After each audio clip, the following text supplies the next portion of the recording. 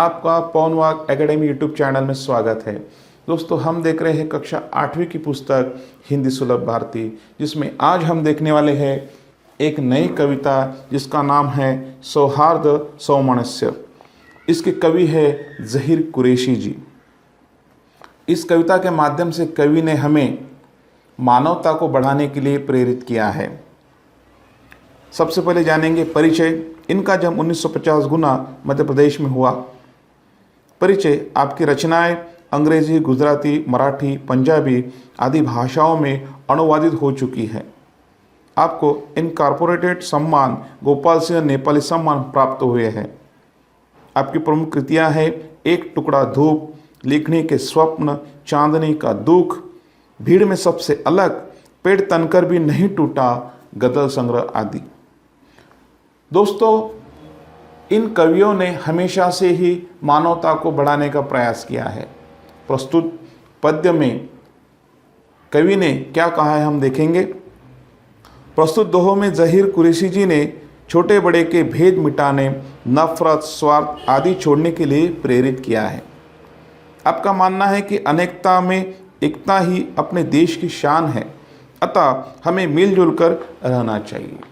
विविधता में एकता, अनेकता में एकता, ये हमारे देश की पहचान है और कवि ने अपने दोहों के माध्यम से हमारे सामने ये रखा है। तो चलो दोस्तों, हम इसे एक बार सौसर पढ़ेंगे।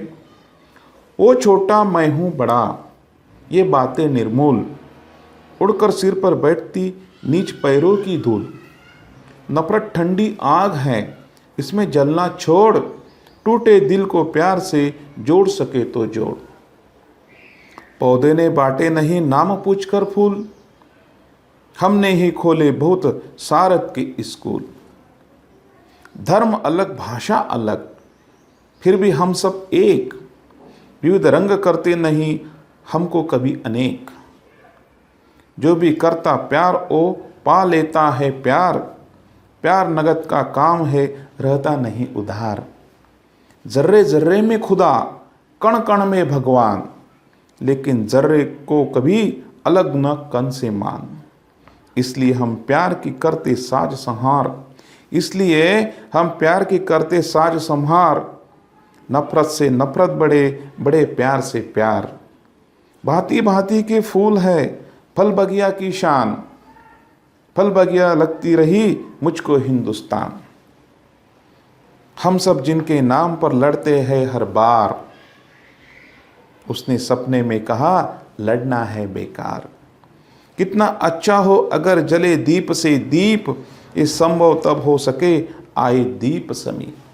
दोस्तों, मेरे प्यारे विद्यार्थियों, ये जो कविता है ज़हीर कुरैशी जी ने लिखी है, इस कविता के जो दोहे हैं हमें एकता बढ़ाने के लिए प्रेरित करते हैं। और ऐसे महान लोगों ने अपने विचारों के माध्यम से हमेशा से ही, सदा से ही भारत को एकत्रित करने का प्रयास किया है। और आज इस कविता के माध्यम से हमें भी ये प्रयास करना है। तो अब हम धीरे धीरे एक एक दोहों का अर्थ यहाँ पर जानेंगे। वो छोटा मैं हूँ बड़ा, ये बातें निर्मूल। हमेशा से हम कहते हैं वो ऊंच है, ये नीच है, मैं छोटा हूँ, वह बड़ा है, ये बातें निर्मूल है, निरर्थक है, इसमें कोई अर्थ नहीं है। उड़कर सिर पर बैठती नीच पैरों की धूल। जब हम किसी को कमज़ोर समझते हैं, धूल समझते, तो कभी कभी वो भी हमारे सिर पर आकर बैठ जाती है। हमेशा से हमें सबके लिए एक ही रखना दृष्टिकोण आवश्यक है। अब शब्द आया है निर्मूल, हम देखेंगे इसका अर्थ। शब्दार्थ।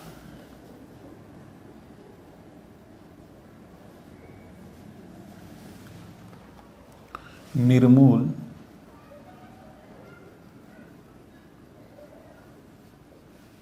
अर्थात बिना जड़ की।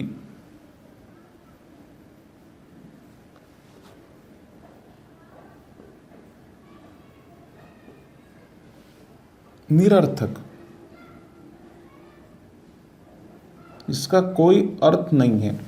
हमेशा से हम बातें करते रहते हैं, मैं छोटा वो बड़ा, वो छोटा मैं बड़ा, इस बातों में कुछ रखा हुआ नहीं है। नफरत ठंडी आग है, इसमें जलना छोड़, टूटे दिल को प्यार से जोड़ सके तो जोड़। शब्द है नफरत।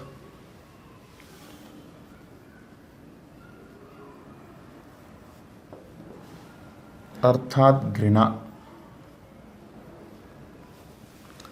हमारे मन में यदि घृणा उत्पन्न हो गई, नफरत उत्पन्न हो गई, तो उसका कोई अर्थ नहीं है, कोई मायने नहीं रखती हो, उसका अंत बुरा ही होगा। नफरत ठंडी आग है। जिस तरह से आग जलाने का काम करती है, उसी तरह नफरत भी एक ठंडी आग को धीरे धीरे धीमे धीमे मनुष्य को जलाती है। और इसे छोड़ना ही हमारा जीवन का एक लक्ष्य होना चाहिए। नफरत ठंडी आग है, इसमें जलना छोड़, टूटे दिल को प्यार से जोड़ सके तो जोड़। यदि कोई नाराज है, उसका दिल टूट गया है, उसे प्यार से बात कीजिए, उसे जोड़िए, तभी हमारा भारत अखंड रहेगा, तभी भारत का विजय होगा। इसलिए कवि कहते हैं नफरत ठंडी आग है, इसमें जलना छोड़। जिस तरह से आग मनुष्य को जलाती है, उसी तरह यह नफरत की जो आग है ठंडी, वो धीरे धीरे धीरे धीरे मनुष्य को जलाने का काम निरंतर करते रहती है। इसलिए नफरत ठंडी आग है, इसमें जलना छोड़, टूटे दिल को प्यार से जोड़ सके तो जोड़। मनुष्य, यदि तू किसी को बुरा समझता है तो वो तेरा गलत विचार है। तू किसी को भी गलत बुरा मत समझ। अगर किसी का दिल टूट गया है तो उसे जोड़ने का प्रयास कर, अर्थात एक दूसरे को मिलने का प्रयास करो, अर्थात एक दूसरे से प्रेम से रहने का प्रयास करो। आगे है, पौधे ने बांटे नहीं नाम पूछकर फूल। पौधा जो होता है उसमें फूल आते हैं, अलग अलग रंग के फूल आते हैं, लाल, हरा, पीला, नीला, सफ़ेद, अनगिनत रंग होते हैं। लेकिन कभी भी पौधे ने पूछा नहीं है कि कौन सा है। पौधे ने बांटे नहीं नाम पूछकर फूल। अनगिनत फूल है, गुलाब है, चमेली है, मोगरा है, लेकिन पौधे ने कभी नहीं पूछा। जिस तरह से पौधा अपना काम करता है, उसी तरह मनुष्य का भी काम है कि एक दूसरे को नाम ना रखे। हमने ही खोले बहुत सारथ के स्कूल। देखिए, सारथ का अर्थ होता है स्वार्थ। स्वार्थ का अर्थ होता है स्वार्थ। और अगला शब्द है स्कूल।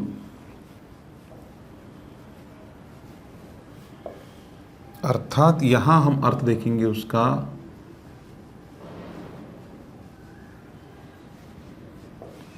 संस्थाएं।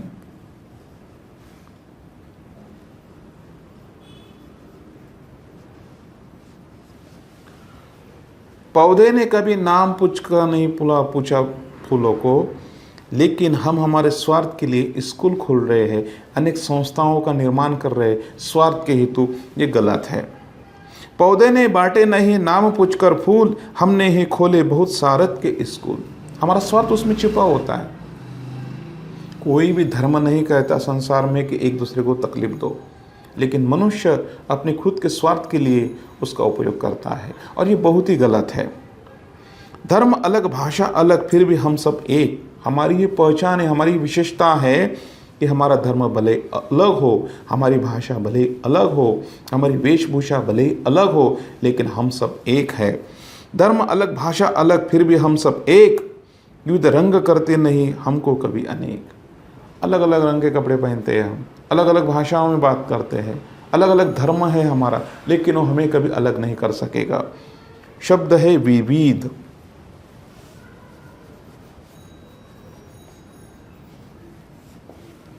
अर्थात विभिन्न।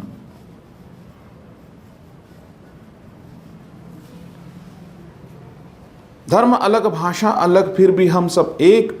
विविध रंग करते नहीं हमको कभी अनेक। जो भी करता प्यार वो पा लेता है प्यार। देखिए, प्यार से प्यार बढ़ता है। यदि आप किसी से प्रेम से बात करें तो प्रेम ही मिलेगा।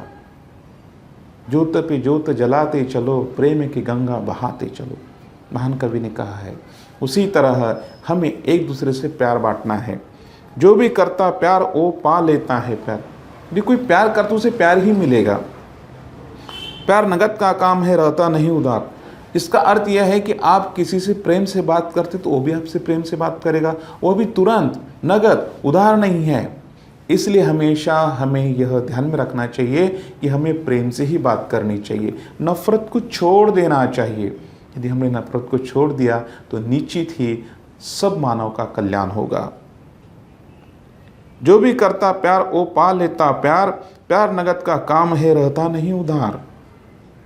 जर्रे जर्रे में खुदा है कण कण में भगवान, जर्रे जर्रे में खुदा है कण कण में भगवान, लेकिन जर्रे को कभी अलग न कण से मान।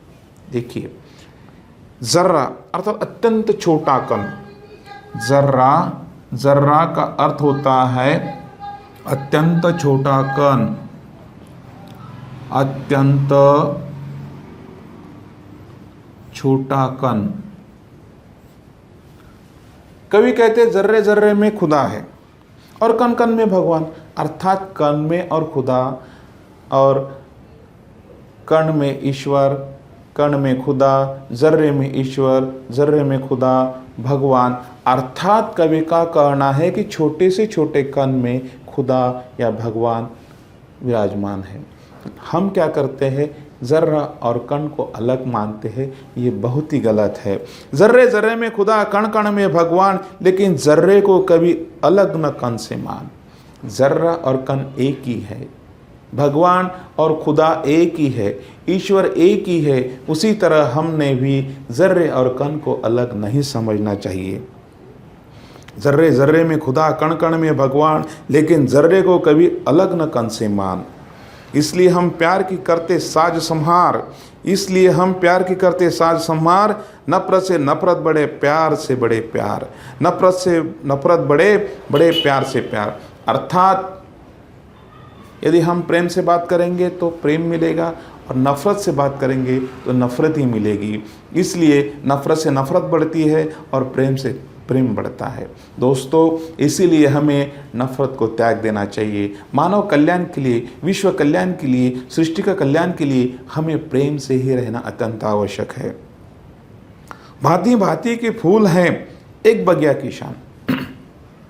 जिस तरह से एक बगीचा होता है, उसमें एक ही प्रकार के फूल नहीं होते, अलग अलग प्रकार के फूल होते हैं। मोगरा है, चमेली है, गुलाब है, बहुत सारे फूल हैं।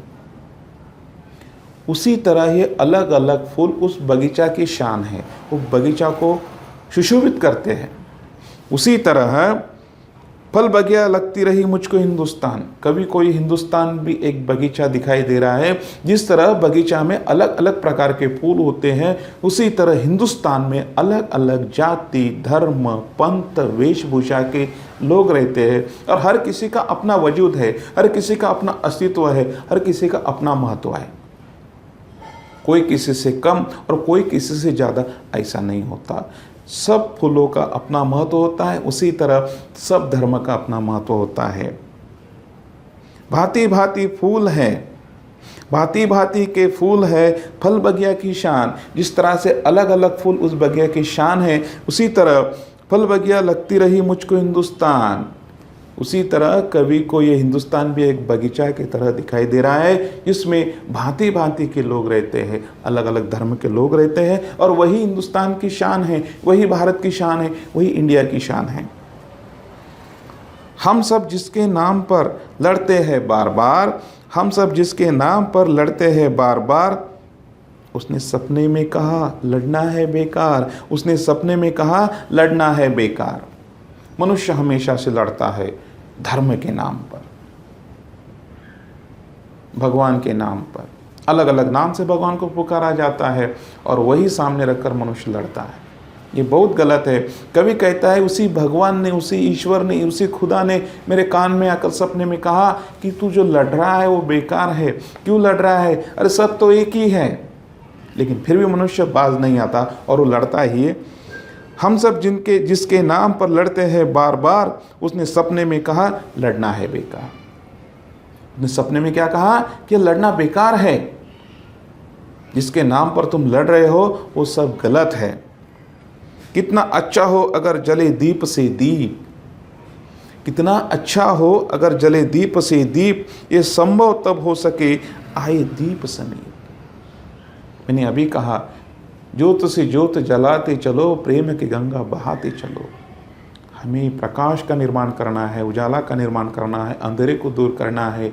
इसीलिए हमें दीप जलाना है और दीप से दीप जलाए जाते हैं, सभी और उजाला होगा, सभी और प्रकाश होगा, सभी और हमारा नाम होगा, हमारे देश का नाम होगा, हमारी प्रगति होगी, विश्व कल्याण होगा।